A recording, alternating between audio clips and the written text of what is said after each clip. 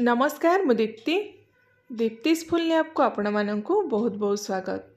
आज आम भोजी स्टाइल रे बनैबा पूरा क्रिस्पी मिक्स वेजिटेबल रो फिंगर चिप्स। बहुत ही सहज रेसिपी एटा, किंतु जदि सठिक प्रोसेस रे आपण बनैबे ताले आपणकर जो वेजिटेबल फिंगर चिप्सटा बहुत समय जाए क्रिस्पी रहिबो। तो आशा करूची पसंद आसीबो रेसिपीटी समस्त को। शेष जाए भिडियोटी आपण देखंतु। देखि सारला परे जदि आपनको रेसिपी पसंद आसुची तो प्लीज वीडियो को लाइक और शेयर कर दिंतु। चैनल नुआ देखुले चैनल को सब्सक्राइब करने बिल्कुल भी भूलें। तो ये जो मिक्स वेजिटेबल फिंगर चिप्स बनवाई बेसिक जहाँ परिबा ये मुझे यूज करी गोटे आलू नहीं, फूलकोबी, गाजर, अल्प किछि बीन्स, भेंडी आउ दीटा कदली। तो एतिकी परिबा बा जो परिबाटा मो पाखे थिला मु नहीं, या व्यतीत आपण सबू परिबा ये यूज करें जमती कि बैगण है, पोटल आउ झुडंग जहाँ भी अच्छी आपण ये व्यवहार करें। तो एबे हम कौन करवा ना जी परिमाण में आम फिंगर चिप्स बनवा से परिबा सबको फास्ट आम धोईदबा, तापर फिंगर सेप्र माने एमती लंबा लंबा करके काटिदबा। तो फर्स्ट ये देखु आलूर चोपा बाहर करके एमती लंबा लंबा सेप्र काटी देछि। से वे रे सबू जहाँ जहाँ परिबा थिला मु काटी देछि, किंतु परिबा को फास्ट आपण धोईदेबे तापर काटिबे। ये देखो सबू परिबा को मुझे लंबा लंबा करके काटी देछि।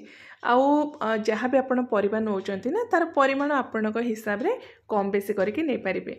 तो ये सबू परिबा को फास्ट हम कौन करवा ना एमती गोटे बड़ चौड़ा जगह को ट्रांसफर करदेबा, जमती आपन को गोलेबा पई इजी हबो। सेही टाइप रा आपण टिके चौड़ा जगह यूज करेंगे। तो कदली को भी ये देखो मुझे लंबा लंबा करके काटी देथिले, ताको मु पानी रे पकई देथिली काहेकि ना कदलटा जमती कला हबनी। तो सबू परिबा को से जगह को ट्रांसफर करदेबा। तापर आम बेसिक मसला गुंड किछि एथरे मिक्स करवा। फास्ट ये मु 2 बड़ चमच मिक्स करुच्ची काश्मीरी लंका गुंड। एक्स्ट्रा कलर मुझे ऐड करूनी। जदि आपण चाहिए रेड फूड कलर भी ये मिक्स करें, किंतु मुझे फूड कलर मिक्स करूनी। काश्मीरी लंका गुंड रे भी यार बहुत बढ़िया कलर आसीबो। तापर आधा छोट चमच आम ऐड करवा हलदी गुंड। आठी देखो गोटे बड़ चमच मु मिक्स करुच्ची चाट मसाला। बिल्कुल भी ये स्किप करेंगे।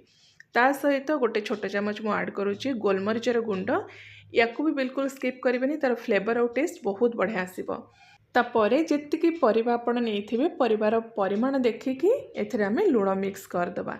तो मु एठी पकापाकी 1.5 ରୁ 2 चामच लुण मिक्स करिछि।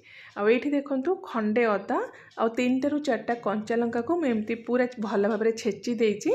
ताको आमे एथिरे मिक्स करदबा। पकापाकी एठी 1 ରୁ 1.5 चामच मु नेइछि अदा और कंचा लंकार छेचा।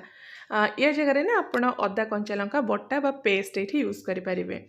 तो भल भाव में ना ये सबू को आम मिक्स करदेबा, जमती जहाँ भी सब मसला गुंडा आम ए मिक्स करें सबू वेजिटेबल सहित पूरा बढ़िया से कोट हो।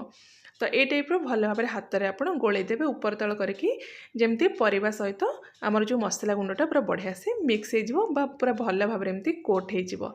तो ये ना परिबारे लुण आ मसला गुंडा सब मिक्स कर सारा पर बेसी समय एमती छाड़बेनी। तुरंत आम ए मिक्स करवा 2 ରୁ 3 चामच धला राशि। जदि लुण मसला गुंड मिक्स करके आपण परिबा को एमती छाड़ीदेवे ताले कौन हम ना परिबार पानी बाहरी जीव और परिबा सब नरम हो क्रंचीनेस आउ रहिबनी। तो राशिटा को भी आप भल भाव में एमती गोलेदेवे जमती परिबा सहित पूरा लाखिकी रहिबो। राशि देले तार टेस्ट बहुत बढ़िया आसे। राशिर परिमाण भी आपण हिसाब से आप कम बेसी करके नहीं पारिबे। तो राशि गोले सारा पर आम ए बाइंडिंग पाई मिक्स करवा बेसन। मुझे आधा कप बेसन नहीं। फर्स्ट आम आधा कप मिक्स करवा पर जदि दरकार पड़े आम ऐड करवा। तो बेसन दे सारा पर आम ए मिक्स करवा 2 बड़ चामच कॉर्नफ्लोर आउ 2 बड़ चामच चाउल चूना बा चाउल गुंड। ये ना मु रेडीमेड चाउल चूना यूज करछि, जोटा मार्केट रे बहुत इजीली एबे मिल जाउछि। आउ चाउल चूना मिक्स करले आपनकर जो वेजिटेबल फिंगर चिप्सटा पूरा बहुत समय जाए क्रिस्पी रहिबो। जदि चिप्स रे आपण एक्स्ट्रा क्रिस्पीनेस चाहूँगी तो चाउल चूना बिल्कुल भी आपड़ ये स्किप करेंगे। तो एबे सबू जिनस को आम पूरा बढ़िया से एमती गोलेदबा, जमती सबू वेजिटेबल आमर जो चाउल चूना कॉर्नफ्लोर आउ बेसन पूरा बढ़िया से कोट हो। बेसी मोटा लेयर आम रखानी, पूरा पतला करके एमती कोट करवा। आ पानी आपन बिल्कुल भी ये मिक्स करेंगे। जदि दरकार पड़ुची बेसी सुखिला लगुच हाथ को तो अल्प टिके पानी बा गोटे 2 चामच पानी देके ताको भल भाव में एमती गोलेदेवे, जमती सबू परिबारे आमर जो कॉर्नफ्लोर बेसन आउ चाउल चूना गोटे पतला कोट हो। तो ये आमर परिबा सब रेडी हो गला। एबे आम एटा को फ्राए करवा। तो फ्राए करने फर्स्ट आपड़ कौन करेंगे ना तेलटा को हाई फ्लेम रे रखिकी पूरा भल भाव में जमती तेलर धुआं बाहर स्टेज जाए आप गरम करेंगे। तापर फ्लेम को लो करिकी परिबा सबरु गोटे गोटे एमती पकेबे एगेन आपण फ्लेम को हाई करिकी एटा को गोल्डन और क्रिस्पी हवा जाए फ्राए करेंगे। तो यही ट्रिक्स रे जदि आपण फ्राए करेंगे ना वेजिटेबल जो चिप्सटा आपणकर बहुत समय जाए क्रिस्पी रहिबो। आउ जदि तेलटा आपणकर भल भाव में गरम है नथिबो आपण चिप्स पकेबे ताले कोन हो ना एक तो चिप्स आपणकर बहुत तेल सोक करिवो ता सहित बेसी समय जाए आउ चिप्स आपणकर क्रिस्पी रहिबनी।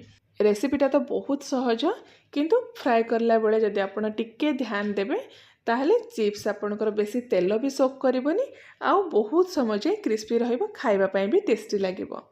तो ये देखंतु फास्ट बैच जो चिप्स पूरा रेडी हो गला बहुत क्रिस्पी अच्छे एटा। आउ सेमती सेकेंड बैच फ्राए करला बेले को तेल को भल भाव में आप हाई फ्लेम रे गरम करेंगे तापर चिप्स गोटे गोटे करके पकेकी एगेन आप हाई फ्लेम रे ताको क्रिस्पी हवा जाए फ्राए करेंगे। ये देखंतु सबू चिप्स मुझे फ्राए कर देछि आउ फूड कलर मुझे बिल्कुल भी मिक्स करिनी। जदि आपण चाहिए आउ टिके ताको कलरफुल करबा पई अल्प टिके रेड फूड कलर ये मिक्स करि परिबे किंतु काश्मीरी लंका गुंडा भी यार कलर एमती बहुत बढ़िया आसीबो। तो यहाँ को आपण एमती भी खाई पारिबे नले ऊपर अल्प टिके चाट मसला भी स्प्रिंकल करके खाई पारिबे। तो आशा करुच्ची पसंद आसथिबो रेसिपीटी समस्तंकु मु आउ थरे आपण मानक पई गोटे बहुत ही बढ़िया नुआ रेसिपी नहीं आसीबी। Till then take care and bye bye.